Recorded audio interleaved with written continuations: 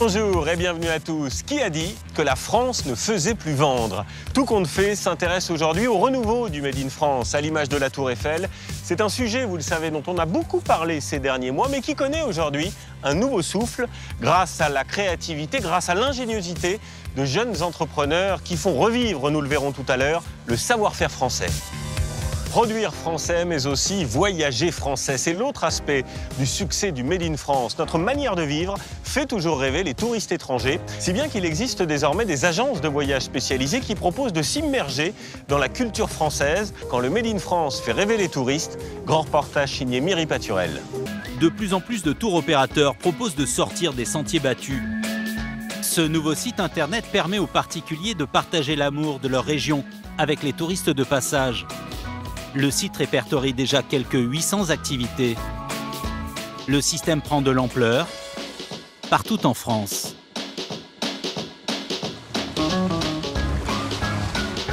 À Marseille, la deuxième ville de France, certains ont même réussi à en faire leur activité principale.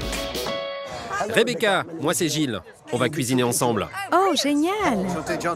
Gilles, 49 ans, a été contacté par ces 6 touristes, des Anglais, des Suédois et une Australienne, pour une immersion culinaire dans la peau d'un Marseillais. Et ça commence par le petit marché où il a ses habitudes. On n'aurait jamais trouvé ça tout seul. Non, c'est un tout petit marché ici. Un petit marché connu seulement par les gens du cru. Tous les fruits et légumes sont produits dans la région. Alors là, j'ai pris de la coriandre. Ça, c'est du persil italien. Vraiment? Ça, persil. Persil. Ça, c'est menthe. Ça, c'est de la menthe, idéale pour cette recette. Provence. D'habitude, les touristes veulent apprendre à faire la bouillabaisse. Cette fois, Gilles a changé de recette, ce sera les supions à la marseillaise. Vous allez voir, c'est un tout petit magasin. C'est Laurence qui tient ça. Direction une poissonnerie typique où venait déjà la mère et la grand-mère de Gilles. C'est nous, on arrive en force. Alors, ils sont méditerranéens. Oui, c'est ici, ça. C'est Ici. le service qui sont rentrés hier. Local fish. Voilà. Tu en as mis combien pour nous? 3 kg au départ. Ok. Il t'en reste 1,7 kg et des poussières, donc c'est bien. Moi, je trouve ça bien parce que ça a du sens. Non pas parce que, non pas parce qu'ils viennent du monde dans le magasin, je m'en fiche un peu. Enfin, pas vraiment, mais bon. Mais surtout parce qu'ils sont émerveillés, c'est toujours très sympathique. Voilà. Merci beaucoup, Laurence. À bientôt. Avant, Gilles travaillait dans l'entreprise familiale de textile. L'idée de faire découvrir la ville qu'il aime lui trottait dans la tête depuis pas mal de temps. Mais avec l'envie de faire un tourisme plus intime, à taille humaine. Moi, je leur fais découvrir ce que je connais de la ville. Mais il y a du retour. Hein. Les gens aussi me parlent de leur expérience commune ou parfaitement différente. Et ça, rencontrer des gens tous les jours différents autour de ça, c'est très fun. C'est vraiment très, très sympa.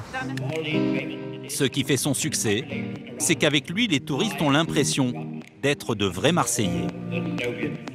Pour cuisiner les supions, direction l'appartement de sa mère, dans le quartier de son enfance. Vous voulez du café, du pastis, de la... Pas de pastis, non, pas plus tard, le pastis. Pendant que Gilles prépare le plat principal dans le salon avec une partie de l'équipe, Pearl, qui est australienne, est en cuisine avec la mère de Gilles pour préparer les supions. Elle ne savait même pas que c'était comestible.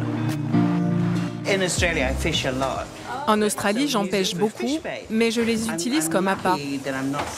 Je suis vraiment chanceuse de ne pas faire partie d'un tour organisé qui vous balade de l'hôtel au restaurant à touristes.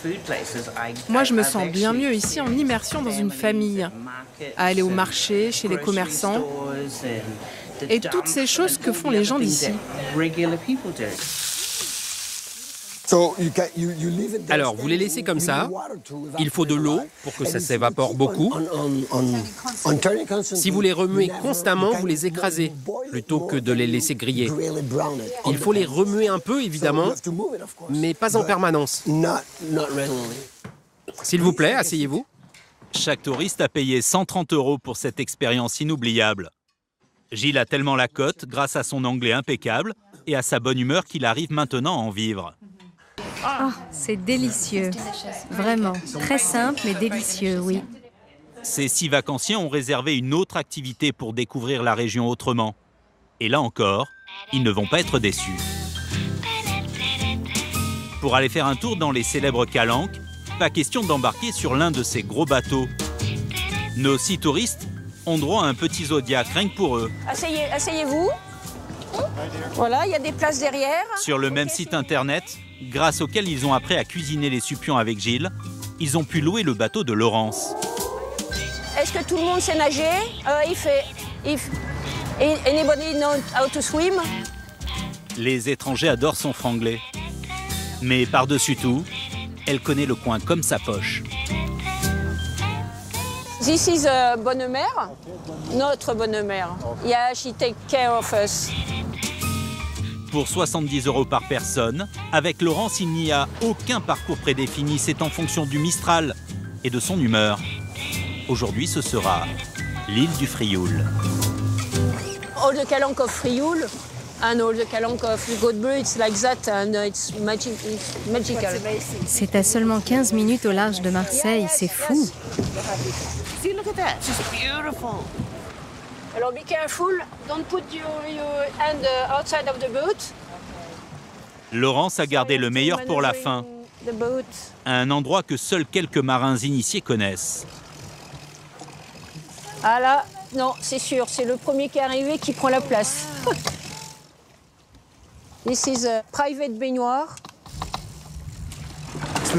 Quand vous êtes un simple touriste, c'est impossible de trouver un endroit comme ça. Quand je pense que des millions de personnes viennent en vacances à Marseille et qu'ils ne voient pas cette partie-là, c'est incroyable. La couleur de la mer, la vie sauvage, et d'être avec quelqu'un qui peut vous parler de tout ça, c'est magnifique. Donc pas de regret? Aucun, non. C'est très mignon. On est vraiment privilégiés. Grâce à Laurence, la skippeuse, voilà la dernière image qu'ils garderont de Marseille.